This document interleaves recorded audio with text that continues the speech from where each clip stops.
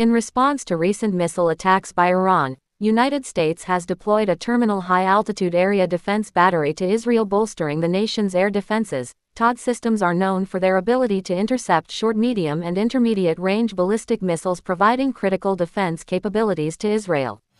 China has commenced a large-scale military exercise named Joint Sword 2024B encircling Taiwan. The drills involved air, naval and coast guard forces, demonstrating the People's Liberation Army's capability to block and control the island. In a newly released video, Ukrainian Navy highlights the success of its Vampire surface-to-air missile system in countering Russian attack drones. The footage shows at least 8 confirmed interceptions, demonstrating system's ability to neutralize unmanned threats effectively.